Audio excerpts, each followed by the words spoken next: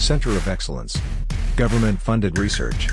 International Partnership Program KL, deemed to be university.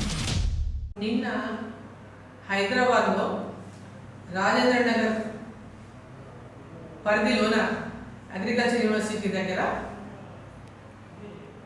Agriculture university ల్యాండ్ని హైకోర్టుకు కేటాయించడానికి 100 ఎకరాల ల్యాండ్ని రాష్ట్ర ప్రభుత్వం తీసుకున్నటువంటి నిర్ణయంలో భాగంగా దాన్ని వ్యతిరేకిస్తూ ఏబీవీపీ కార్యకర్తలు పెద్ద ఎత్తున దాన్ని నిరసన వ్యక్తం చేశారు. ఆ నిరసన వ్యక్తం చేసినటువంటి క్రమంలో రాష్ట్ర ప్రభుత్వం ఆ నిరసనకు సంబంధించి సరైనటువంటి విధంగా రెస్పాండ్ కావాల్సింది పోయి సేమ్ యాజ్ టిఆర్ఎస్ పార్టీ వాళ్ళ మాదిరిగానే గతంలో స్వేచ్ఛ లేదు, ప్రశ్నించే స్వేచ్ఛ లేదు, పోలీసు అరెస్టులు కేసులు అనేక సందర్భాల్లో మాట్లాడినటువంటి కాంగ్రెస్ పార్టీ నాయకులు ఇవాళ వాళ్ళ అధికారంలోకి రాగానే వాళ్ళు అదే కంతును కొనసాగిస్తా ఉన్నారు.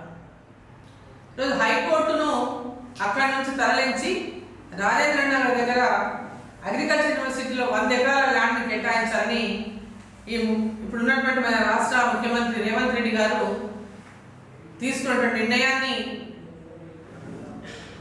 నిర్ణయానికి నిరసన తెలుపుతూ చాలామంది ఏబీవీపీ స్టూడెంట్స్ అందరూ దానికి ఒక చిన్న నిరసన కార్యక్రమం చేస్తే దానికి పోలీసులు ఝాన్సీ అనేటువంటి అమ్మాయిని, ఆ అమ్మాయి లా స్టూడెంట్, ఆ అమ్మాయిని ఈడ్చుకెళ్ళినటువంటి తీరు చూస్తే అసలు ఈ రాష్ట్రంలో ఇంకా బీఆర్ఎస్ ప్రభుత్వమే ఉన్నదా, లేకుంటే కాంగ్రెస్ ప్రభుత్వం అధికారంలోకి వచ్చిన బీఆర్ఎస్ ప్రభుత్వం లాగా వాళ్ళు అదే కోవలో పనిచేస్తున్నారా? అంటే వీళ్ళు కూడా ఎవరైనా నిరసన తెలిపితే మేము కూడా ఇదే రకంగా బిహేవ్ చేస్తామని ఈ యొక్క సంఘటన ద్వారా రుజువు చేయదలుచుకున్నారా? హైకోర్టు అక్కడి నుంచి తరలించడానికి చాలా మంది వ్యతిరేకిస్తున్నారు.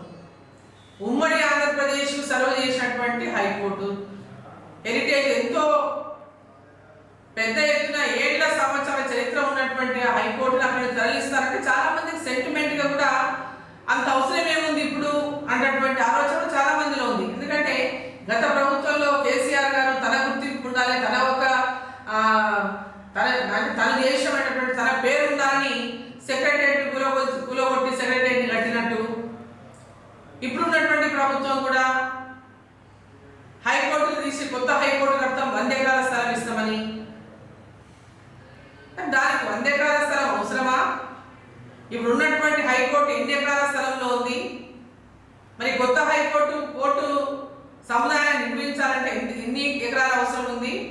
అది కాకుండా ఈరోజు అగ్రికల్చర్ యూనివర్సిటీ ల్యాండ్ని 100 ఎకరాలు తీసడం అనేది సమంజసం కాదనేది ఈరోజు అందరూ మాట్లాడుతున్నటువంటి విషయం.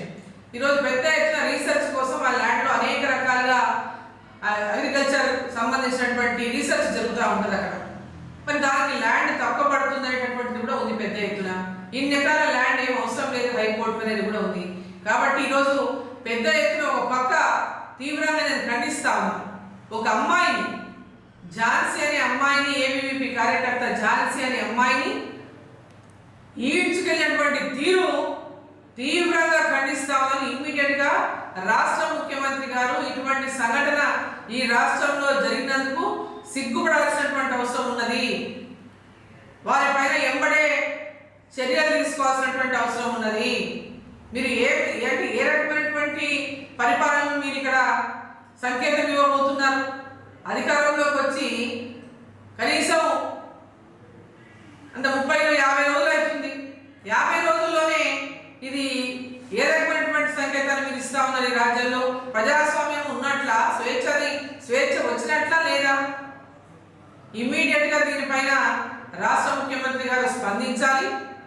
ఎవరైతే అమ్మాయి పట్ల అనుచితంగా బిహేవ్ చేసిందో వారిపైన ఎంబడే చర్యలు తీసుకోవాలి, వారిని సస్పెండ్ చేయాలి.